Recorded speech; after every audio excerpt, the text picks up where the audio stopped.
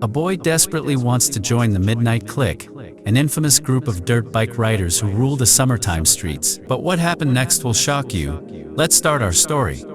14-year-old Mouse lives in Baltimore, Maryland, a city where dirt bikes aren't just a hobby, they're a whole lifestyle. If you don't ride, you watch. If you don't watch, well, you're probably someone's mom. Mouse lives with his overworked, underpaid, and definitely not here for the nonsense single mom, and his little sister. Mouse is smart, curious, and obsessed with bikes. But there's one small problem. His mom absolutely forbids it, not because she's boring, but because his older brother Stro died in a biking accident when he was 17. Now she wants Mouse as far away from bikes as possible.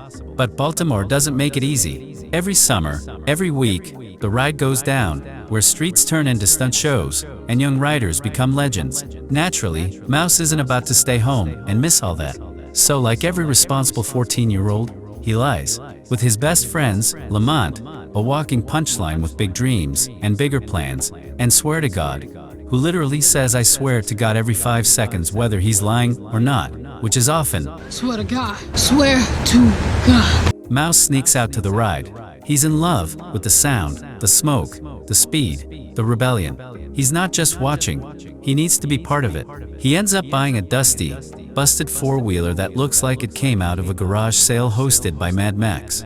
Riding it home like he just won the Indy 500. He immediately gets stopped by the cops. That's when he runs into Detective Rivers, a cop who's known Mouse since grade school thanks to some police outreach program that probably had pizza and free t-shirts. Rivers gives the usual "I'm watching you talk" with just a hint of "I used to be cool once," and offers Mouse advice anytime. Mouse pretends to listen and goes right back to ignoring him. A few days later, Mouse meets Nikki, the new girl on the block who's into photography and wears confidence like a fresh pair of Jordans. Mouse is immediately smitten. He invites her to the ride to impress her, which works right up until he tries to show off on his busted four-wheeler and wipes out in spectacular YouTube fail compilation fashion. But Nikki's impressed anyway. The crash might have bruised his ego, but Mouse's spirit is still on fire. And that's when it happens. The Midnight Clique hits the streets. A legendary biker gang, tearing through the city, outmaneuvering cops, and looking cooler than anyone has a right to. One of them is Blax, a street legend who just got out of prison. The guy rides like the pavement owes him money. Mouse, Lamont, and Swear to God track down the clique's hideout later that night, but they're quickly kicked out. Apparently, fanboys aren't welcome, but fate works fast. Mouse runs into Blax again, this time outside a dusty old bike shop, where Blax is working part-time as part of his parole. Mouse introduces himself. Turns out, Blax knew Stro. They were close. Mouse lights up. This isn't just a fan moment. This is a connection to his brother.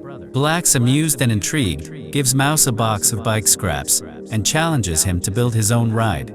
Mouse asks if his friends can get the same chance, and Blax agrees, impressed with his loyalty. In a city where everybody's trying to climb over each other, Mouse still thinks about his boys. Soon, Mouse is skipping his vet assistant job just to spend more time at the shop. He's officially hooked, covered in grease, obsessed with bikes, and halfway to becoming a full-blown midnight rider. One day, Blax gives Mouse a responsibility: deliver a high-end rebuilt bike to a customer. But Mouse has other plans. He takes it to Nikki's house, picks her up, and they go on a joyride like they're in some teenage Fast and Furious spin-off. Everything's perfect until it's not. They run into Derek, an old associate of Stro's who practically smells like bad decisions. He asks for a ride around the block. Mouse says yes, and Derek vanishes with the bike like he's auditioning for Grand Theft Auto. Mouse panics. Instead of telling Blax, he ropes in Lamont and Swear to God. They track Derek to his chop shop, where he pulls a gun on them and tells them to leave. Problem is, Derek just messed with the wrong people. Minutes later, the real clique shows up, led by Blax, who knows everything. Blax warns Derek, "Steal from us again, you disappear." And just when Derek thinks the worst is over, Lamont, still steaming from earlier, snaps and beats him half to death. One of the clique members has to pull him off. That's when you realize this life is changing Lamont fast. Blax is done with Mouse. He tells him he can't work on his bike anymore. If he wants redemption, he'll have to earn it, starting with sweeping floors. But Mouse is hurting. His mom is behind on bills. The house feels cold. So he asks Blax for a real paying job at the shop. Blax says no.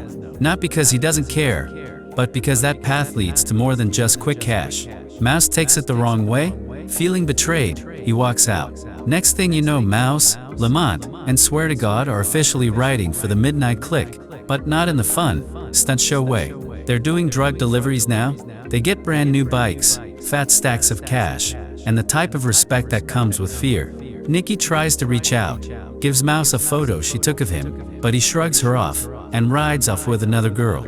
Cold. Detective Rivers stays lurking like the world's most persistent Instagram follower. Mouse tells him off, tired of lectures? But Rivers doesn't give up. Rivers eventually confronts Blacks, accusing him of pulling Mouse into the wrong life. But Blacks pushes back, saying the city doesn't offer many exits. At least he's trying. Then Mouse's mom finds the money stash.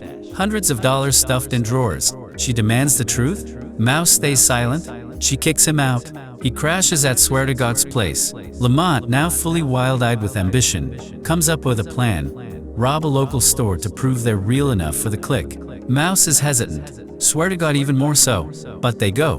They ask the click for a gun. They give them one. Black sees it, realizes what's about to happen, and tries to stop it. The click refuses. Mouse is one of their best riders now. Blacks calls Mouse to the shop to talk. But Mouse notices something wrong with Blacks' dog. The old guy's barely breathing. They rush to the vet. The vet says the dog needs surgery, but it could go south. Blacks decides it's time to put him down, but he wants Mouse to do it. It's a test and a lesson. Mouse does it. It breaks him a little, but it makes him stronger. Then Blacks drops the truth. Stro didn't just die in a crash. He died on a drug run, a job Blacks gave him. Mouse walks out, betrayed, hurt, angry. The robbery goes ahead. Mouse pleads with Lamont not to use the gun, but things go sideways fast.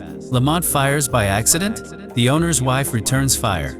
Swear to God is shot and dies instantly. Lamont and Mouse run in different directions. Detective Rivers was already watching. He gives chase. Mouse makes it to Blacks' shop and tells him everything. As police arrive, Blacks gives Mouse a worker's uniform and tells him to change, fast. He steps outside. Rivers stares. He knows the truth. But Blacks takes the fall anyway. For Mouse.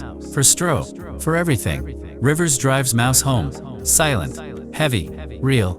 Mouse reconciles with his mom. Nothing's fixed, but the door is open. A year later, Mouse is back at the vet. He's calmer, wiser, and he's adopted Blacks' dog.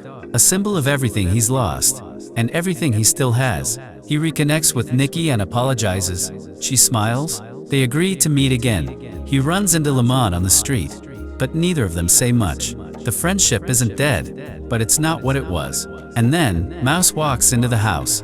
His mom looks up. He drops groceries on the table. Not stolen. Not blood money. Just groceries. For once, Mouse isn't running. He's home. And there you have it, folks. If you enjoyed this video, tell us your favorite part. Like, share, and subscribe for more movie recaps like this and help the channel out. See you in our next video.